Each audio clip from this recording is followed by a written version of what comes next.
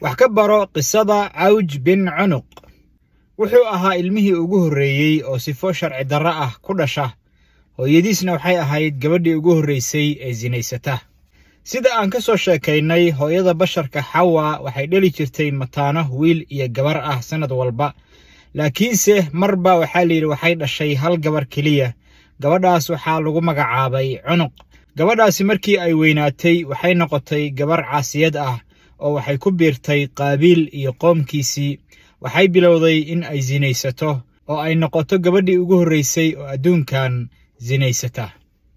Zinadii ayay ku uuraysatay, kadibna waxay dhashay wiil aan la garanayn aabihiis qofka uu yahay. Waxay ku magacaawday wiilkii Cawj.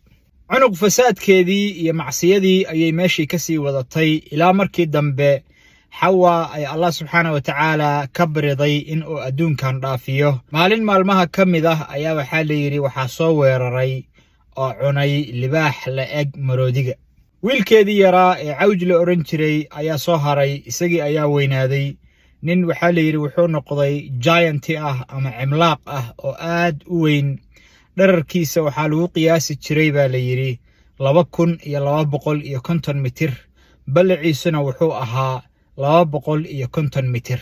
Waxaa la yidhi Cawj ugaarta ama dugaagga intuu soo qabsado ayuu wuxuu ku shiilan jiray qorraxda. Daruuraha ayuu intuu biyo ka miirto ayuu ka cabbi jiray biyaha. Wuu weynaaday, wuxuu soo gaaray xilligii Nabi Nuux calayhi salaam.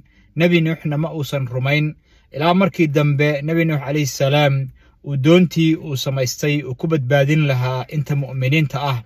Allah subxaanahu wa tacaala markii uu roob ka soo daayey cirka iyo dhulka ayuu Cawj wuxuu damcay Nabi Nuux calayhi salaam in uu la fuulo doonta, balse Nabi Nuux calayhi salaam waa uu ka diiday oo wuxuu ku yidhi mu'min ma tihid, gaal ayaa tahay, doontana ma soo fuuli kartid ilaa aad Allah subxaanahu wa tacaala rumaysid. Laakiinse Cawj waxaa la yidhi danka ma uusan gelin, oo biyihii markay isku yimaadeen oo duufaankii uu bilowday, biyihii waxaaba la yidhiba ruugaggiisa ma aysan dhaafin, oo duufaankii iyo qaraqii halkaas ayuu kaga badbaaday isagoon doontii la soo fuulin Nabi Nuux calayhi salaam. Wuu noolaa, wuxuu soo gaaray ilaa xilligii Nabi Muuse calayhi salaam. Nabi Muuse calayhi salaam waa tii la amray in uu galo dhulka barakaysan ee Baytulmaqdis, halkaas oo ay ku noolaayeen niman waaweyn oo giants ah oo camaaliqa ah.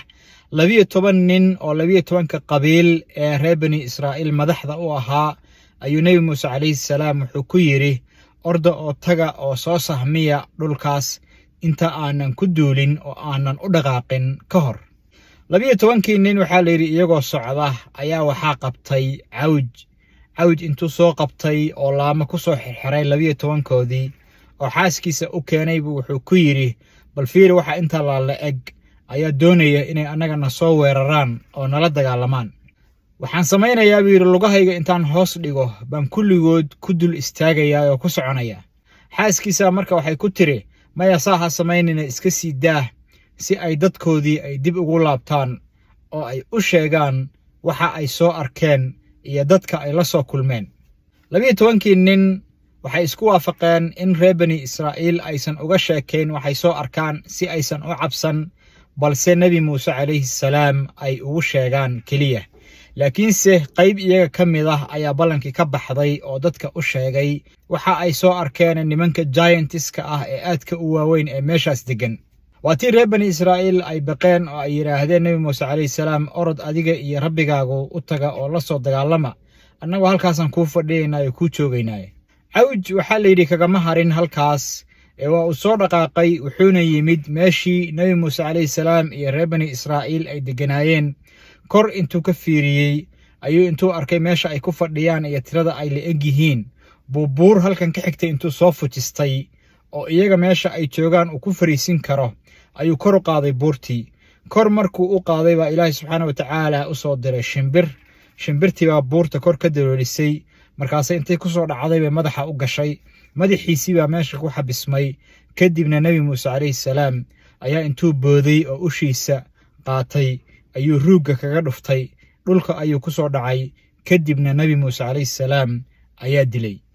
Sheekadaas waa sheeko Israa'iiliyaad ah oo ku qoran kutubta Tawraadda. Mufasiriinta iyo mu'arikhiinta badankooduna way diideen sababtoo ah waxay ka hor imaanaysaa aayadaha qur-aanka ah. Allah subxaana wa tacaala markuu ka sheekaynayo duufaankii nebi nuux oo adduunkan lagu halaagay inuusan ka badbaadin noolo aan ahayn intii doonta saarnayd maahane. waxaa la yidhi marka Cawj bin Cunuq haddii uu jiray wuxuu ka soo haray reer Caad, maadaama iyaguna reer Caad ay ahaan jireen dad aad u waaweyn oo giants iyo camaaliqa ah.